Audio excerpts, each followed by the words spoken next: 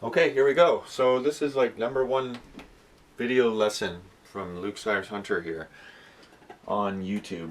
And from a request from Ryan, who asked about left hand and right hand independence on the piano. Like playing, for example, bass line along with chords or melody in the right hand. So I haven't touched the piano in days, so I haven't been practicing, and this happens often lately because of the whole pandemic and everything. So I have wrote down a couple of ideas about what you could practice if that's what you want to work on, and I couldn't possibly cover all of these things in one video, but the first thing I wrote down was practice two things at once. So sometimes we just want to practice one thing, but if you're working on independence, then you need to be practicing two things at once. So there's lots of different examples of how you can practice this, but if you start just with scales, might be one way. Which you might, when I say scales, maybe, oh, I don't want to bother with that, and it's not something I practice really too much, but it might be. It's always helpful to start when you're just starting out, or even in the middle of your process or your journey, to know your scales and your chords. So say I take, oh, that's pretty loud.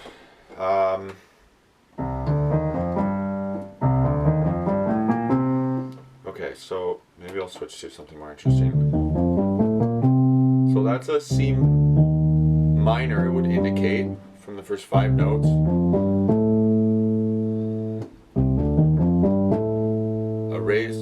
A major 6, a lower, a flat 7, back to the root note. You could think of that as a C minor Dorian scale. If you want to think of, your B flat major scale, it's the same notes, but instead of starting on B flat, you're starting on the second degree of the scale. So that's Dorian, C Dorian. Now what you can do is you can change it to, say, a 10th.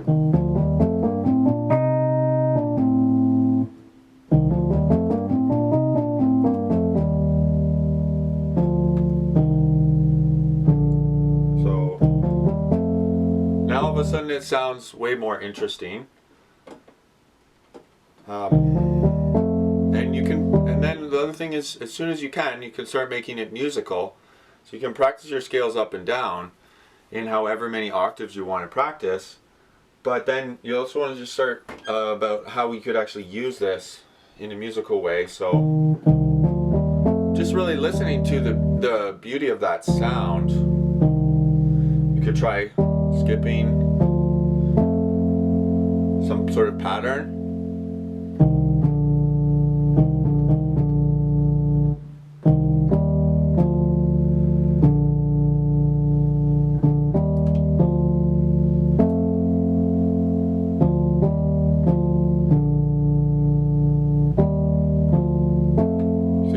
Now I've just created a really nice melody that could be between, low keyboard range.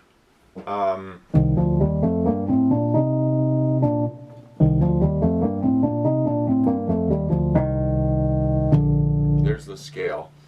So that's one thing, is like you could try harmonizing the scale in a different way. You could do major, minor, any scale that you want to practice. And then you could try different rhythms with that as well. So there's so many different rhythms you could try and do. You could challenge yourself and do like 3 against 2 or 2 against 3. If you're not solid on doing those things, just look it up on the internet. But you can always do it percussively on your legs. 1, 2, 3, 1, 2, 3, 1, 2, and 3, 1, 2. So 1, 2, and 3, 1, 2, like that. So you're going 1, 2, 3, 1, 2, 3, 1, 2, 3, 1, 2, 3, 3, 1, 2, 3, 1, 2, 3, 1, 2, 3. So 1, 2, and 3, 1, 2.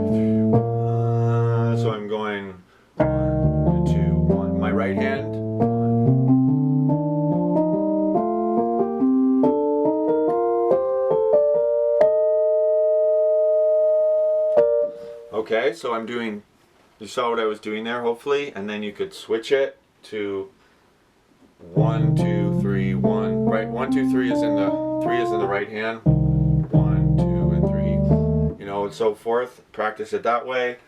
I'm very rusty, obviously. Like I haven't been playing very much at all. So then you could do like a root, very basic left hand pattern involving the root note of whatever chord or scale you're in, and then the fifth on 1 and 3, beats 1 and 3, obviously. And then, so, and you could, there's so many different styles. 1, 2, 3, 4. Obviously, you could do like a peppy, like a shuffle, country shuffle, blues shuffle, and do that. You could do like 2 and 3 and 4 and 1 and 2 and 4 and 1 and 2 and 3 and 4 and 1, 2, 3, 4, 1, 2, 3, 4, 1, 2, 3, 4, 1, 2, 3, 4, 1, 2, 3, 4, 1. So I'm just made that up on the spot. I'm just playing a C minor 7 chord. So we could play around with some sort of contrasting rhythm that's not exactly in the same rhythm, but a groove.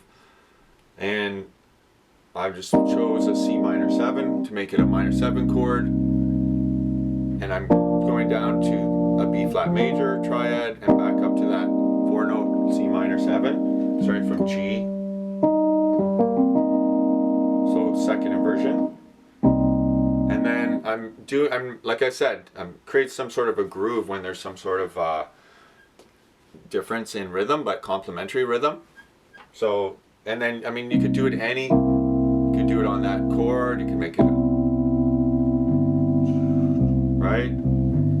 So you could just practice 2, 4. See, I want to add little notes in the left hand, which is what you would get to. 2 and 2, 2.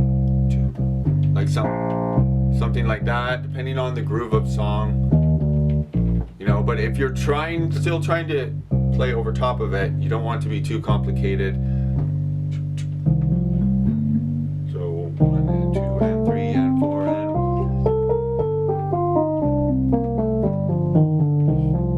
1. So just a scale 1 and 2 and 3. I'm doing eighth notes. Let's switch to 1, 2, 3, 4, 1, 2, 3. Quarter notes. 1, 2, 3. Now 1 half notes. 3, 4, 1, 2, 3, 4, 1, 2. So half notes.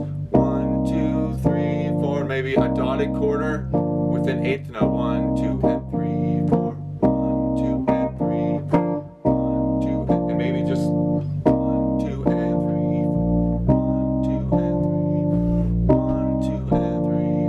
1, and 2, and 3, and 4, and 1, 2, 3, 4, 1, 2. Back to eighth notes. I'm kind of varying. Now I'm changing the rhythm in the left hand.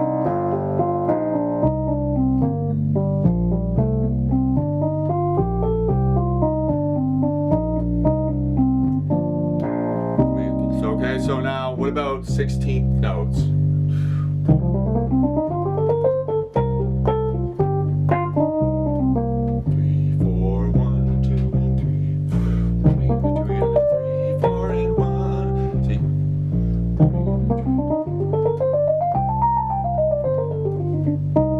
So 16th notes. You could do eighth notes in triplets. Triplet, triplet, triplet, triplet, triplet, triplet, triplet, triplet, triplet, down. So triplet, eighth notes. So just varying different rhythms with a very simple left-hand pattern. That's maybe the end of video 1, I think.